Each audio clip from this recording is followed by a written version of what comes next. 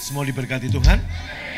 Ya, gimana kabar Bapak Ibu Saudara? Sehat, kuat, makmur, awet muda, diberkati Tuhan. Amin. Sebelum duduk bilang kiri kanan, I am love. Amin. Saya orang yang paling dikasihi. Amin. Ya, baik, sekali lagi Shalom. Gimana Bapak Ibu Saudara menjelang Lebaran udah bikin opor? Iya, yang pertama Saudara, saya bersyukur kepada Tuhan. Kita udah menjalani 3 tahun masa pandemi yang tidak mudah. Dan kita bisa bertahan, kita masih bisa eksis, kita ada, semua karena kemurahan Tuhan. Boleh beri tepuk tangan buat Tuhan? Amin. Ya. Berikutnya Bapak Ibu, saya juga mengucap terima kasih untuk dukungan. Tes, baterainya udah merah. Oh, udah ganti. Ya. Terima kasih untuk dukungan doa, waktu, tenaga, maupun harta, uang Bapak Ibu Saudara yang Bapak Ibu tabur di gereja ini. Amin. Itu saya berani berkata buat saudara, saya bertanggung jawab atas persembahan dari uang jemaat, pengerja. Yang pertama adalah untuk pelebaran kerajaan surga. Amin. Saudara, saya berani berkata saya bertanggung jawab, Bapak Ibu bisa lihat dari buah yang ada. Betul? Seperti saya katakan, bicara soal persepuluhan, ya, bicara soal pembangunan. Bapak Ibu bisa tanya Pak Ketua Panitia, Pak Novian, Pak Eka, Bu Vera. Kas pembangunan terkumpul sampai hari ini baru 26 miliar. Dan sudah terpakai kurang lebih 6, ya Pak Novian. Berarti masih ada 20. Sementara untuk tahap pertama saja kita harus butuh uang kurang lebih hampir 60 miliar. Saudara, 19 tahun gereja ini berjalan. Bahkan Budion, anak-anak, gak ada yang tahu. Yang tahu hanya saya dengan Pak Oki. Saya sisihkan setiap persembahan saudara. Persepuluhan saudara. Saya tabung. Ya, dengan pola 12421 yang saya terapkan, saya ngajar, itu bukan hanya untuk jemaat, tapi untuk saya juga. Halo? Amin? Iya, saya ajar, saudara. Dan saya lakukan. Sehingga dari persepuluhan, dari keuangan yang ada dengan pola 12421, kita bisa punya saving, kita bisa punya uang, cadangan. Terkumpul kurang lebih 20 miliar. Saudara, bisa aja saya pakai untuk saya. Banyak gereja Pentakosta karismatik memakai persepuluhan itu hak gembala. Enggak salah juga. Enggak salah juga. Itu kita enggak boleh artinya mengecam atau menghakimi kalau ada gereja-gereja Pentakosta yang mengambil kebijakan seperti itu. Itu hak mereka. Tapi di gereja BFA, saudara, 12421. Saya belajar mencukupkan diri dengan 40% dari semua persembahan yang ada. 40% itu termasuk gaji full timer, termasuk gaji saya, termasuk keperluan gereja, itu 40%. Nah, sehingga ada uang darurat, uang cadangan 20%, kalau nggak dipakai menjadi tabungan. Dan uang saving 10%, kalau nggak kita pakai jadi cadangan, jadi tabungan. Dan itu terkumpul 19 tahun gereja ini 20 miliar. Nggak semua gereja, saudaraku, sekalipun diberi kepercayaan uang dalam jumlah banyak, bisa menabung atau bisa menyimpan dengan kondisi seperti itu. Betul? Dan dalam keadaan uang itu kita sudah bisa beli tanah, kita bisa membangun saudara. Mungkin Anda tanya, uang itu nggak ujuk-ujuk dari 19 tahun yang lalu udah ada 20 miliar. Itu kan nambah. Ada deposito, ada bunga. Kemana bunganya? Kita pakai untuk beli tanah di Palangkaraya, bangun gereja di Palangkaraya, di Kapuas. Kita bisa beli ruko di Surabaya, beli ruko di Palu. Semua dari situ, saudara. Saya ada uang cash, saya beli dulu, nanti begitu udah, saya bilang sama Pak Oki, kalau udah saya beli, nggak bisa dipakai untuk ibadah, saya jual. Tapi kalau bisa dipakai ibadah, gereja bayar ke saya ngangsur. Dengan apa? Bunga, saudara. Nah, puji Tuhan, sehingga akhirnya 20 miliar ini kita bisa pakai untuk pembangunan. Sehingga sampai akhir tahun ini, dana pembangunan cukup sampai akhir tahun ini. Amin. Tuhan sediakan. Amin. Nah, kurang lebih sampai November lah. Tapi Desember, Januari, Februari, Maret itu belum ada secara fakta. Tapi kalau kita lihat dengan iman, sudah Tuhan sediakan. Amin. Mari kita lihat Bapak Ibu dari firman. Ya, ini banyak yang WA saya nih. Kok nggak ada YouTube-nya? Memang nggak ada, saudara. Kita buka dari berapa? Kita lihat Filipi dulu ya, Efesus. Berapa ayatnya? Baca sama-sama. Yang bahan saya aja. Filipi 4. Ya, baca. 1, 2, 3.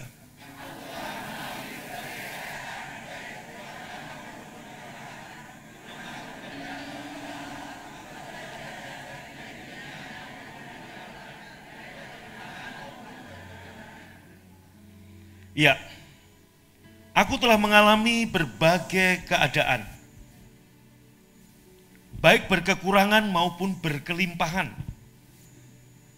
Dimanapun dan dalam segala hal, aku telah belajar, baik menjadi kenyang maupun menjadi lapar. Baik berkelimpahan maupun berkekurangan. Ayat 13-nya baca sama-sama. Aku dapat melakukan segala perkara di dalam Kristus. Oke, baca ayat 13, 1, 2, 3.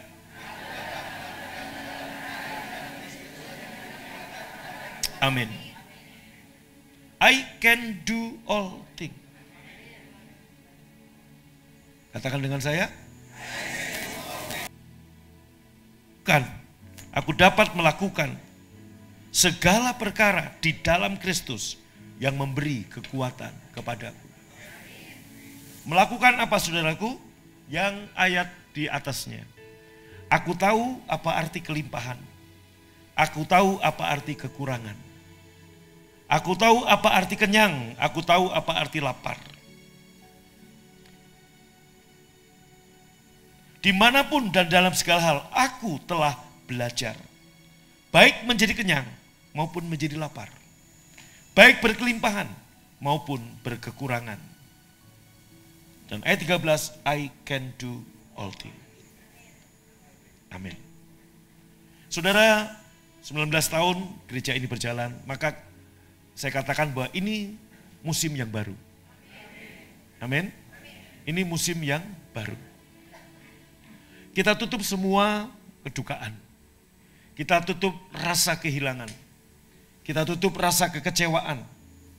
Kita tutup semua hal-hal yang gak enak dalam masa 3 tahun ini. Ya, saudara. Dan Tuhan mengajar saya untuk belajar apapun menghadapi hal-hal seperti itu, diam. Aku yang berperang. Amin. Diam dan aku yang berperang. Saudara, 3 tahun ini memang masa yang gak mudah bagi kita semua. Termasuk bagi gereja ini. Ketika kita mulai ibadah, saudara, onsite. Kalau Bapak Ibu mau tahu, kehadiran jemaat dewasa itu kurang lebih hanya 300-an, 400-an. Seperti memulai sesuatu yang baru lagi. Sampai akhirnya saudaraku 1 tahun Ya, 1,5 tahun. 1 tahun lebih nggak nyampe 1.000 saudara.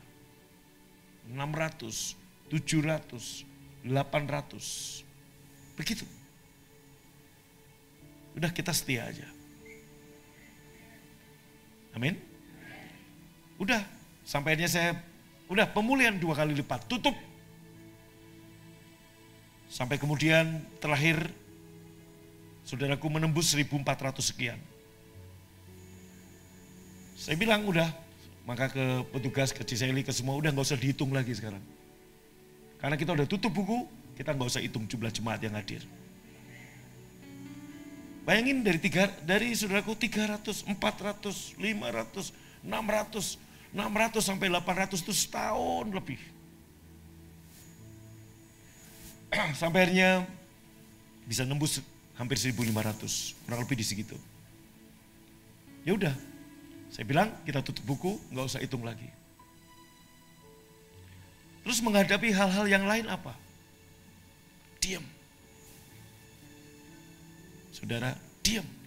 Dan saya belajar, saya share dengan saudara, untuk tidak sembarang Bapak Ibu terbuka konseling dengan orang.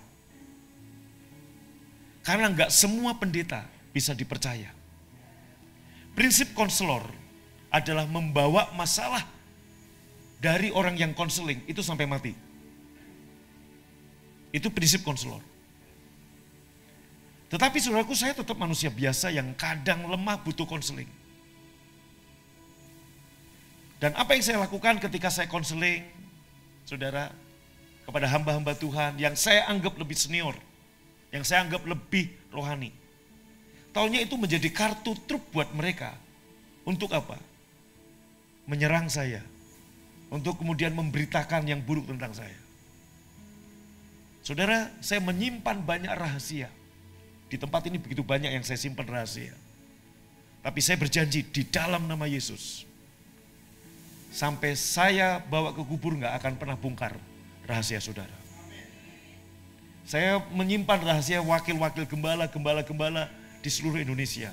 Baik yang masih ada maupun yang sudah keluar. Bahkan mereka yang sudah keluar pun saya tetap simpan rapi sampai hari ini. Itu prinsip konselor. Amin. Saya ingat Bapak Ibu 2003 sebelum saya melangkah ke Bandung. Saya ada di Indramayu waktu itu, kemudian di Cirebon. Saya bilang begini, Tuhan, kok hidup saya gini-gini aja ya? Kok pelayanan saya gini-gini aja ya? Tuhan hanya bilang, udah, kamu beresin dengan orang-orang yang ganjel. Baik itu pendeta, baik itu hamba Tuhan. Saudaraku, saya beresin semua. Termasuk dengan Budion, saya beresin. Nah saudara, itu kemudian saya saksikan. Kepada waktu itu mungkin masih ingat Pak Tatang ya, gembala-gembala, kita masih di lantai 3. Belum pindah ke Balaria. Kita bukaan semua. Saya ikut pria sejati dan sebagainya. Ya saudara. Kenapa waktu saya mau melangkah ke Bandung Tuhan hanya bilang, setelah kamu bereskan semua, kamu akan melihat. Aku yang akan berperang. Amin. Dan saudara, apa yang kita bicarakan di lantai 3 dengan gembala-gembala satelit, peristiwa yang sekian puluh tahun yang lalu, itu juga Bapak Ibu menjadi alat bagi orang-orang untuk nyerang saya. Maka saya bilang apa? Kalau Anda ngalamin gitu, diam. Amin. Kalau Tuhan membela saudara dengan cara Tuhan. Saya diserang soal keuangan, saya diserang soal moral, saya diserang soal macam-macam.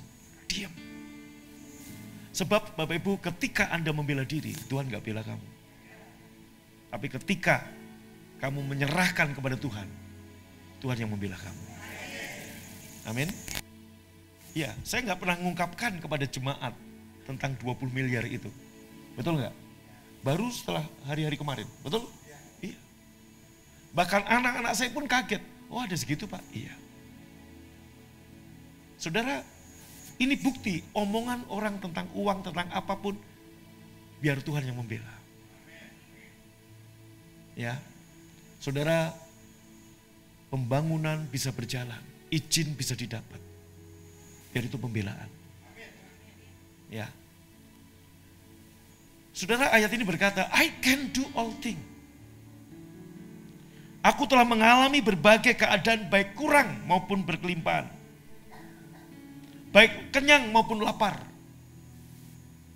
Aku belajar arti kelimpahan, aku belajar arti kekurangan. Aku belajar arti lapar, aku belajar arti kenyang.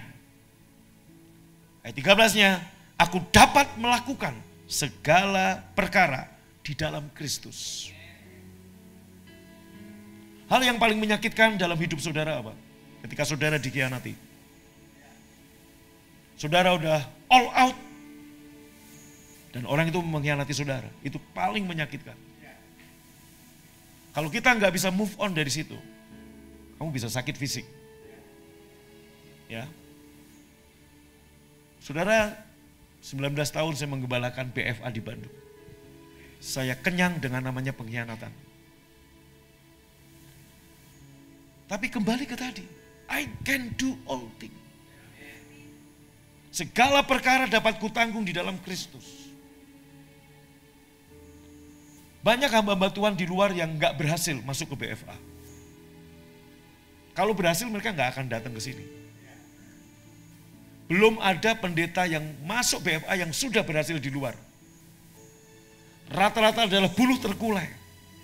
Rata-rata adalah sumbu yang pudar. Satu persatu masuk. Dan satu persatu mulai diberkati. Ada yang gagal merintis pelayanan, nggak berhasil-berhasil. Walaupun sudah belajar Alkitab, teologi, begitu masuk di BFA, mereka diberkati, gereja bisa berhasil. Begitu ada yang masih setia, tapi juga ada yang enggak setia. Enggak apa-apa, saudaraku, itu pilihan. Tapi yang paling menyakitkan, udah enggak setia keluar, nusuk dari belakang. Dan saya udah kenyang dengan semua itu. Tapi malam ini, di masa musim yang baru, kita semua tutup.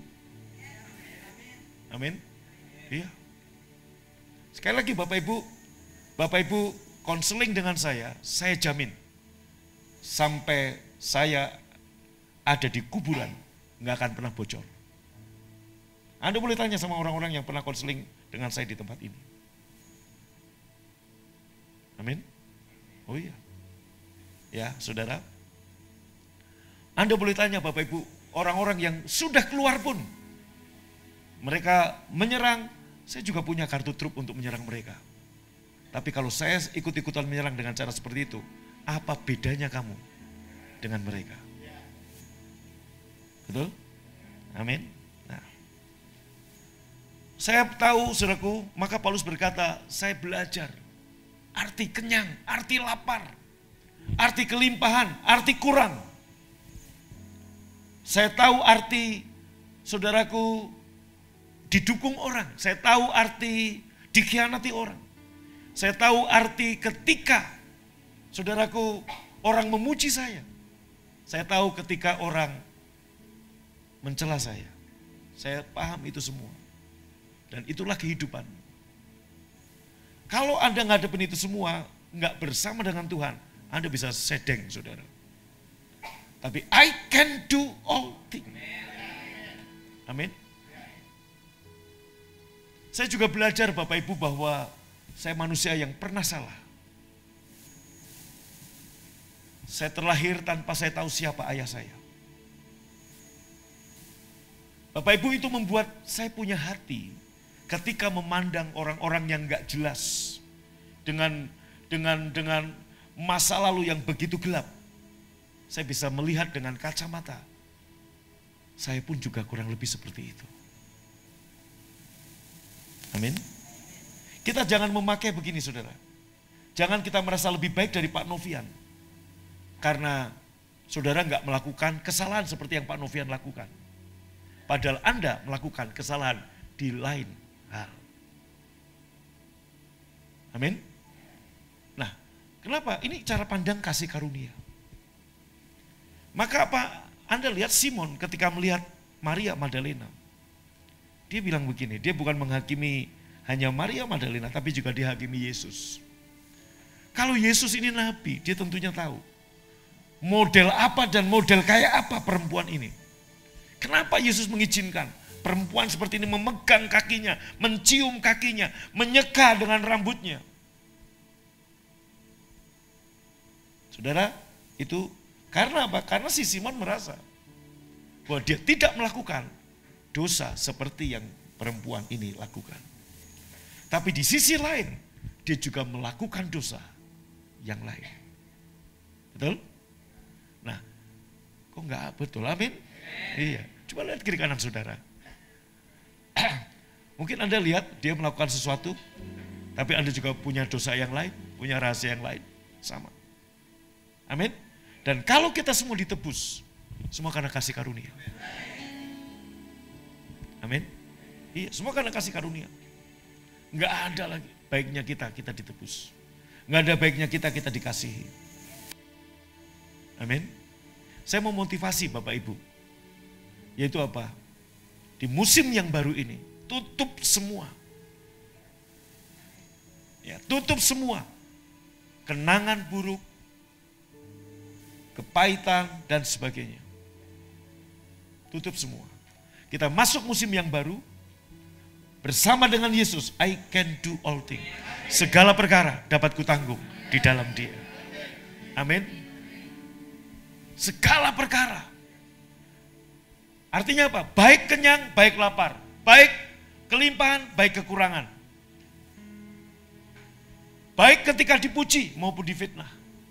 Ketika dikagumi maupun juga dicela. Baik dalam keadaan jumlah jemaat banyak maupun berkurang. Baik dalam keadaan Anda punya omset, penghasilan, toko, bisnis saudara, besar maupun kecil.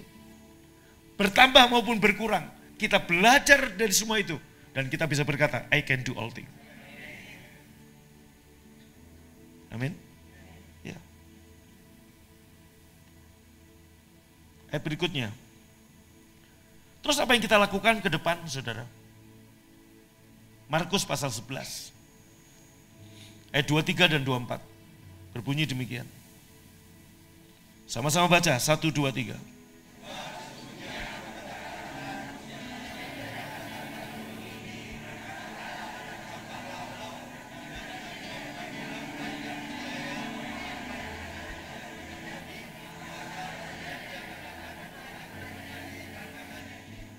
Iya. Sebab sesungguhnya aku berkata kepadamu, siapa saja yang berkata kepada gunung ini, terangkatlah dan tercampaklah ke dalam laut, dan hatinya tidak bimbang, melainkan percaya bahwa apa yang ia katakan itu terjadi, maka apa saja yang ia katakan itu akan terjadi kepadanya. Oleh sebab itu aku berkata kepadamu, apa saja yang kamu minta dan doakan, percayalah bahwa kamu sudah menerimanya. Maka hal itu akan terjadi kepadamu. Bapak Ibu, firman Tuhan memberitahu, saudara dan saya dapat memiliki apapun yang kita minta dan doa.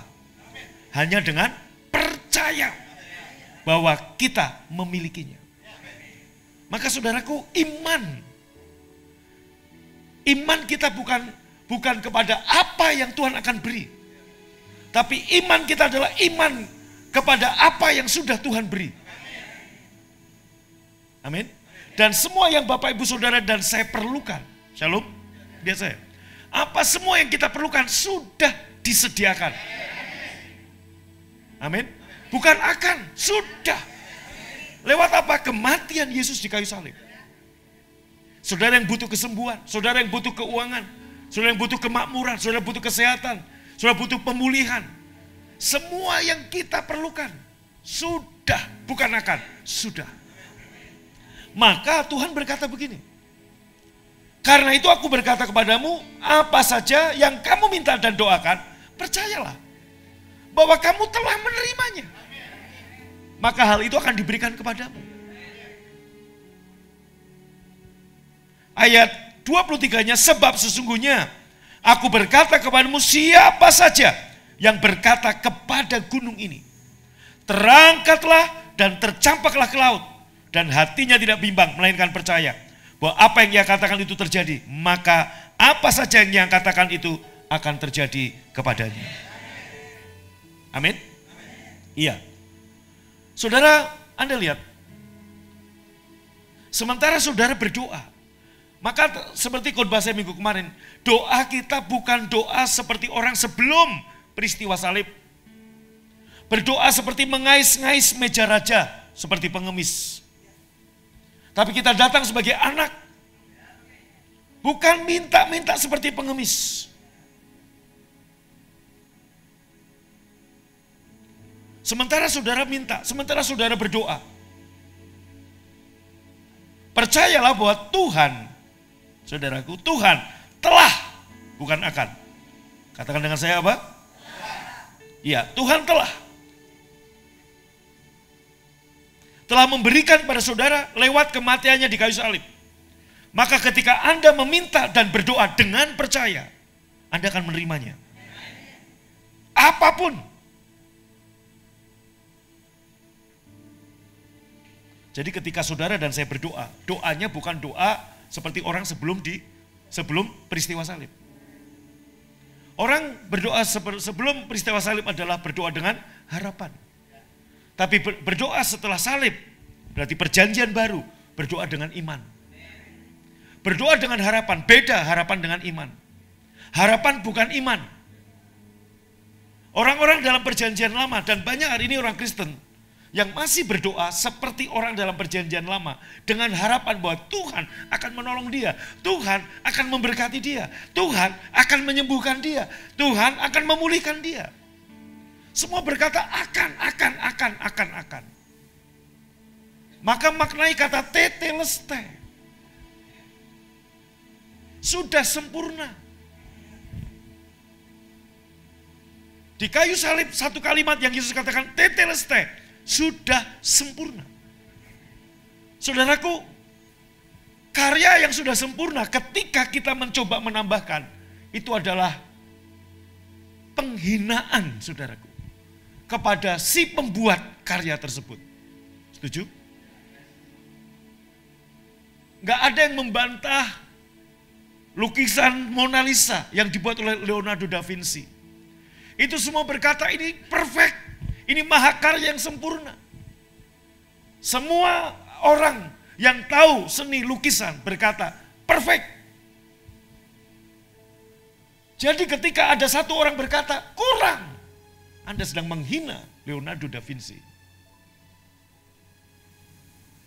Betul? Anda sedang meragukan, saudaraku, ya, kredibilitas dia sebagai seorang pelukis yang luar biasa. Betul apa betul? Hal yang sama. Ketika Yesus mati di kayu salib, dia berkata, sudah sempurna. Untuk apa? Kesembuhan saudara sudah. Keselamatan saudara sudah. Kemakmuran kita sudah. Amin. Ketika Bang Hendra mencoba menambahkan sedikit, itu sama aja menghina Yesus yang sudah menyelesaikan dengan sempurna buat kita. Maka Bapak Ibu Galatia berkata, kalau Anda mengharapkan kebenaran dari perbuatan, dari hukum Taurat artinya perbuatan, Anda lepas dari Kristus. Perselingkuhan rohani itu apa? Ketika Anda mengandalkan kekuatan diri sendiri, mengandalkan perbuatan diri sendiri untuk menerima kebaikan dari Tuhan. Itu perselingkuhan. Kenapa? Karena berarti Anda nggak menghargai karya yang sudah sempurna. Maka kembali ke soal doa tadi, Yesus berkata, Bapak Ibu, ayo baca lagi ayat yang ke-24. Karena itu,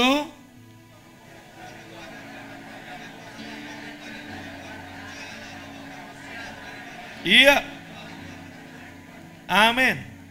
Yes, saudara, sesungguhnya ayat 24, aku berkata kepadamu apa saja yang kamu minta. Dan doakan, percayalah bahwa kamu sudah menerimanya. Jadi Bapak Ibu, gini. Kepercayaan kita bahwa apa yang Jejes doakan dan Jejes yakin sudah menerima, itu bukan menggerakkan Tuhan untuk menjawab doa saudara. Itu menggerakkan saudara dari posisi ragu-ragu jadi ya aku percaya. Nah ketika Anda percaya, oh ternyata sudah ada, ambil. Maka imani deklarasikan. Ketika Anda terus mengucapkan seperti renungan pagi ini, terus mengucapkan apa yang Anda percaya bahwa Anda sudah memilikinya. Maka kenapa saya ambil keputusan, saudaraku? Saya bilang sama Ci Seli, Ci udah gak usah dihitung lagi, pemulihan 2 kali lipat.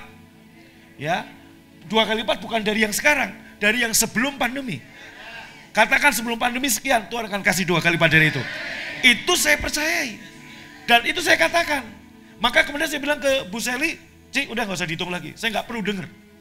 Kenapa? Karena yang ada dalam hati saya dan ada dalam perkataan saya, Tuhan sudah pulihkan 2 kali lipat. Udah. Ketika terus saya mempercayai dan memperkatakannya, maka saudaraku, itu bukan mengubah, menggerakkan Tuhan dari sini ke sini, tapi mengubah saya dari ragu-ragu. Pak saya sih udah percaya, cuman masih sedikit ragu-ragunya. Nah itu sedikit ragu-ragu itu. Saudaraku, sampainya Anda benar-benar percaya. Ketika Anda percaya, Anda telah menerimanya, maka itu diberikan kepadamu. Amin? Iya. Maka ayat 23 ini dikatakan gini, sebab sesungguhnya aku berkata kepadamu, siapa saja yang berkata kepada gunung ini. Bukan berkata kepada Tuhan. Berkata kepada gunung ini. Tercampaklah, beranjaklah, tercampaklah ke dalam laut. Asal hatinya tidak bimbang, melainkan percaya bahwa apa yang ia katakan itu terjadi, maka apa saja yang ia katakan itu akan terjadi kepadanya. Enggak peduli orang menentang saudara. Enggak peduli saudaraku orang against saudara. Enggak peduli saudaraku banyak pencemooh, pemfitnah menentang saudara. Enggak peduli. Amin. Nah ketika Anda percaya ini, itu terjadi. Termasuk yang sakit-sakit. Kemarin saudaraku habis ibadah jam berapa saya lupa, suami istri datang nangis-nangis. Nggak ada di sini, nggak ada jemaat. Suami istri datang, orang Batak saudaraku. Nggak tahu marga apa, saya lupa saya. Yang jelas bukan marga bus. Dia datang saya, Bapak pendeta. Kenapa nak? Tolong doakan kami. Istri nangis, saya mau doa apa? Kamu nangis gak jelas ngomongnya. Tenang dulu, apa yang harus saya doakan? Dokter memvonis saya Pak. Sel telur saya tinggal sedikit Pak. Padahal saya belum punya anak, saya baru nikah gini Pak. Jadi Pak, jadi menurut kamu gimana? Kemungkinan saya punya anak sedikit Pak. Kenapa? Karena sel telur. Saya bilang sama kamu, suami istri, tolong Pak, tumpang tangan Pak. Perut saya, jangan, suamimu yang tumpang tangan. Saya bilang gini, ada telur atau tidak ada telur, Tuhan kasih anak. Imani, percaya, katakan. Udah, selesai. Gitu aja, Bapak Ibu. Izin IMB. Saudara, nggak mungkin kata orang. Nggak mungkin kata orang. Betul? Depan lahan gereja kita, tempat ibadah agama lain. Nempel di tembok belakang tempat ibadah agama lain. Enggak mungkin. Tapi terus saudaraku saya berkata, Tuhan kasih. Saya hanya mikir gini, kenapa Tuhan kasih saya tanah? Kalau cuma hanya untuk dijual, hampir saya jual. Betul, saya akui. Bukan ngaku dosa, enggak, hampir kan, enggak apa-apa. Belum kan. Saya hampir jual. Tapi saya percaya tuh, enggak, pasti dapat. Nah, ini dapat. Maka saya bilang ini pemulihan 2 kali lipat. Udah, saudaraku. Sekarang kalau ditanya jemaat, ditanya orang lain, gimana gereja BPA ibadah? Oh, lebih banyak dari sebelum pandemi. Udah. Asal kamu percaya, apa yang kamu katakan terjadi, terjadi. Asal kamu tidak bimbang. Amin. Haleluya. Tepuk tangan paling meriah. Semangat. Amin. Bangkitkan iman saudara. Kenapa saya berkata imani, deklarasikan, alami. Amin. Saudaraku, ketika ya, saudara Aldi mengimani dan memperkatakan. Saya percaya, saya disembuhkan. Katakan Aldi sakit, saya disembuhkan. Oleh bilur Yesus saya telah sembuh. Oleh bilur Yesus saya telah sembuh. Ketika Aldi ngomong begitu, sekali lagi Bapak Ibu, itu bukan memindahkan Tuhan yang ada di mana terus kemudian ada di sini. Enggak. Tuhan udah bergerak dulu. Lewat kematian Yesus di kayu salib sudah bergerak. Itu memindahkan posisi dan kedudukan Aldi dari ragu-ragunya yang cuma sedikit menjadi percaya penuh. Amin. Sebab kamu gak akan nerima kalau kamu gak percaya. Ayat ini berkata, ayat 24 kembali, 1, 2, 3.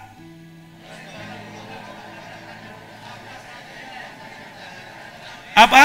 Percayalah. Bilang sama saya. Percayalah. Maka Bapak Ibu, Anda bisa ngerti. Ciseli masih tanya Ciseli. Ketika saya bilang, stop ya Ci. Dia sempat nawar, Pak, sampai akhir bulan ini ya. Betul gak Ci? Iya. Ini In Parlina atau Aldi Bing Slamet, saya pikir. Udah Ci, minggu ini aja. Betul Ci? Saya bilang gitu tanya. Kenapa? Loh saudaraku, saya udah mengimani. Saya udah mempercayai. Saya udah memperkatakan. Nah kadang-kadang Bapak Ibu, Anda bisa diragukan oleh saudaraku model-model seperti Ciseli ini. Contoh, Aldi bilang, aku telah sembuh. Ya, saudaraku, pacarnya Aldi bilang, tapi lihat rambut kamu yang masih keriting kayaknya belum deh. Nah, akhirnya ragu. Nangkap nggak saudara? Betul? Iya. Saudara, maka Bapak Ibu, Anda pegang dulu percaya sudah. Amin? Iya. Nah, oke, Bapak Ibu. Terus ayat 23-nya, sebab sesungguhnya aku berkata kepadamu apa saja, siapa saja yang berkata kepada gunung. Gunung apa yang nutupi pandangan saudara? Gunung penyakit, gunung masalah. Pak, Bu, sesi pertama pembangunan sampai Maret, seperti tadi saya katakan, uang pembangunan 26 miliar. Puji Tuhan kita punya tabungan gereja 20 miliar. 20 miliar tentunya juga nggak bisa kita pakai semua. Saya harus punya cadangan 2 miliar untuk cadangan keperluan gereja ini. Karena sewa harus berjalan, betul? Amin, sewa harus berjalan. Ya, saudara. Nah, itu baru sesi pertama. Sesi kedua itu nanti tahun depan sampai selesai. Nah, saudara, apa yang saya lakukan? Ketika lihat faktanya uang segini, udah gak usah ngomong gitu, percaya aja. Tuhan yang memulai, Tuhan yang menyelesaikan. Amin. Kalau kau yang berjanji, kau yang mengakhiri. Betul? Kau yang berjanji, kau yang mengingkari, kau yang mulai, kau yang mengakhiri. Tapi kalau Tuhan yang memulai, dia akan menyelesaikannya dengan sempurna. Kalau Tuhan berjanji, dia gak akan pernah gagal. Dia akan tepat. Amin. Haleluya. Yes. Maka Bapak Ibu, Saudara, boleh tanya Bu Tutut. Bu Tutut telepon saya. Ketika saya dengan Bang Robin, penatua Gereja Kemah Daud, ada di mana? Lokasi pembangunan dan itu di-share. Sama Bu Tutut di-share, saudara. Ke teman-temannya dulu YPIB, GKKD yang menyebar banyak di Bandung. Saudara, beberapa orang, teman-teman PA-nya Bu Tutut zaman dulu, pada nanya, ini benar gitu Tut? Tanah gerejanya Mas Agung gitu loh. Kayaknya bukan deh. Tuh, itu aja masih banyak gak percaya. Loh ini boleh tanya betul saudara. Itu yang pertama. Terus Tuh jelasin betul. Itu tanahnya gerejanya Mas Agung. Iya. Serius Tut? Iya. Kok bisa ya? Ya iya gak tahu dari mana. Tuhan lah pasti. Terus yang kedua, itu kan anggarannya besar. Emang ada 1, 2, 3 konglomerat yang bayarin? Enggak ada. Berarti itu semua jemaat mendukung? Iya. Hebat ya, semua jemaat mendukung? Iya. Saya selalu berkata Anda semua donatur kok. Amin. Iya, kalau Anda yang belum nyumbang ya ini belum masuk gitu saudaraku ya. Tapi Anda yang udah punya, Anda donatur. Kan saya nggak bilang donatur besar, donatur kecil, semua donatur. Amin. Besar kecil kan di hadapan manusia. Pak Andreas katakan punya uang 1 triliun. Hanya ngasih pembangunan 1 miliar. Pak Novian punya uang 100 juta. Dia kasih 50 juta. Besar mana di hadapan Tuhan? Pak Novian. Maka saya bilang kita semua donatur. Harvest bisa ngasih pembangunan, katakan saudaraku, 2 juta. Tiap Sincia. Padahal Sincia dia cuma 3 juta. Itu lebih besar daripada konglomerat yang lain. Maka itu semua donatur. Amin. Saudara gaji, saudaraku UMR 3 juta. Tapi Anda komitmen tiap bulan untuk pembangunan 500 ribu, Anda lebih besar. Maka saya bilang ini semua donatur. Bilang ke kanan, kita semua donatur. Amin. Haleluya. Bukan berapa banyak yang memberi ke gereja ini, tapi siapa yang ada di balik ini? Tuhan. Maka percaya pembangunan pasti selesai. Bagian kita 5 roti 2 ikan kita berikan sama Tuhan. Amin. Apa yang bisa Anda berikan? Jangan minder. Saudaraku, jangan malu ketika ada di laporan pembangunan. Waduh, si engkoh itu 30 juta, si engkoh itu 20 juta, si bapak ini 100 juta. Saya cuma 200 ribu, jangan minder. Kalau memang kemampuanmu segitu. Tapi malulah kamu kalau kamu bisa ngasih 20 juta, kamu ngasih cuma 1 juta. Malu kamu. Tapi kalau kamu yang cuma gaji 3 juta, kamu ngasih 300. Di luar persepuluhan kamu bangga, kamu jangan merasa minder. Orang Allah, Hendra 200 ribu, Jejes 100 ribu. Anda dicela, peduli amat. Urusanmu dengan Tuhan kok. Saya nggak mencela setiap persembahan saudara. Berapapun nominal yang ada, Bapak Ibu. Ya, Ibu Liana, saudaraku. Ya, janda, tua, Bapak Ibu. Ketika memberi persembahan, saya tahu persembahan Bu Liana nggak sebesar yang hebat-hebat itu. Tapi di mata Tuhan, ini Ibu Liana. Penghasilan beliau dari mana? Dari anak-anaknya. Bu Liana nggak buka toko emas kok. Betul nggak Bu Liana? Buka toko emas? Enggak kan? Enggak. Bu Liana ngelatih itu senam? Enggak kan? Enggak. Jadi dari anak-anak. Dapat dari anak-anak. Omah mertua saya. Uang dari mana? Dari anak-anaknya, dari saya juga. Kemudian dia memberi, saudaraku, ada tulisan Tati Suprapti. Itu benar-benar nama Sunda banget kan? Tati Suprapti. Pokoknya diulang, saudaraku. Tati Suprapti gitu loh ya. Betul? Betul? Kayak gitu kan? Gugum Gumelar gitu kan. Ya, Cecep Gurbacep gitu kan. Tatang Suratang. Nah itu nama Sunda banget. Haleluya. Yes. Tati Suprapti 200 ribu. Saudaraku, Anda jangan menghina. Itu kok mertua Pak Agung cuma ngasih 200. Loh, itu lebih banyak daripada saudara yang mungkin penghasilan gede tapi ngasih berapa. Kenapa? Karena mertua saya dapat dari mana? Dari anak-anak. Amin? Oke. Kembali ke tadi Bapak Ibu. Kita tutup tahun ini. Amin? Iya. Dengan apa saudaraku? Musim yang lalu sudah selesai. Ini. Amin? I can do all things. Akan ada banyak tantangan di luar, di depan. Akan ada banyak hambatan di depan. Ada Sanbalat dan Tobia yang akan selalu terus berdiri berseberangan dengan kita. Sanbalat dan Tobia dalam hal apa? Mencela pembangunan secara fisik gedung. Sanbalat Tobia dalam hal apa? Mencela pembangunan rohani gereja ini, pertumbuhan gereja ini. Akan selalu ada orang yang akan menghambat pertumbuhan pembangunan, baik jiwa-jiwa maupun gedung. Akan selalu ada. Tapi tetaplah berdirilah teguh. I can do all things. Ayat terakhir kita baca sekali lagi. Filipi 4 tadi. Bagian terakhir. 1, 2, 3.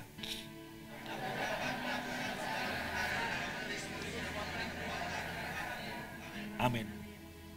Amin. Iya. Maka pesan saya Bapak Ibu. Ya. Halo Shalom. Iya, pesan saya. I can do all things. Ya, udah. Segala perkara dapat kutanggung di dalam Dia yang memberi kekuatan kepadaku. Yes? Amin? Iya. Secara fakta ini keadaan gereja kita. Tapi sekarang kita nggak ngomong fakta, kita ngomong kebenarannya. Secara fakta mungkin ada bagian penyakit dalam tubuhmu, tapi kebenarannya oleh bilur Yesus kamu telah sembuh. Sekali lagi Bapak Ibu, mohon dimengerti, catat. Kenapa Yesus menerima hukuman 2 kali? Orang yang kejahatannya dianggap ringan, cukup cambuk, bebaskan.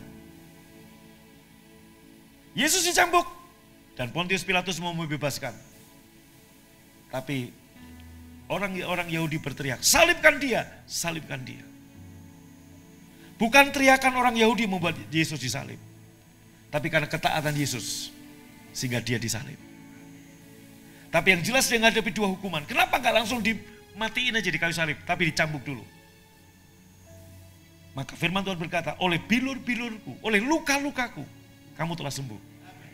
Lewat apa luka-luka? Ketika dia dicambuk, ketika dia dianiaya, ketika dia didera, ketika mahkota duri ditaruh di kepalanya, ketika cambuk berduri menghujam tubuhnya. Untuk apa itu? Itu untuk menebus semua kesengsaraan kita di dunia. Kemudian setelah itu dia dihukum mati di kayu salib. Untuk apa? Menebus hidup kita sehingga kita selamat dunia dan akhirat. Yes? Ini ada pengacara, tanya ibu pengacara. Orang nyolong ayam nggak mungkin hukuman mati. Betul apa betul? Iya. Tahan. Sudah berapa? 3 bulan. Selesai.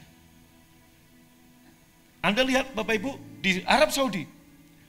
Ya ini kita lihat bicara Arab Saudi. Nyuri ayam, tangannya dicambuk. Tapi ketika dia membunuh, langsung apa? Pancung. Nggak cambuk dulu baru pancung. Pancung langsung. Betul? Nggak ada, Pak. Cambuk dulu sampai puas. Aduh, habis baru dimatiin. Enggak, langsung. Yesus mengalami 2 hukuman. Hukuman pertama untuk menebus penyakit saudara. Hukuman pertama untuk apa, saudaraku? Memulihkan keadaan kita. Hukuman pertama untuk apa? Menebus rasa sakit saudara. Menebus rasa malu saudara. Menebus aib saudara. Maka sebagai ganti, noda dan ludah kemuliaan Tuhan diberikan. Dan kematiannya di kayu salib untuk mengampuni dosa-dosa kita. Tuhan Yesus memberkati. Katakan kiri kanan, I can do all things.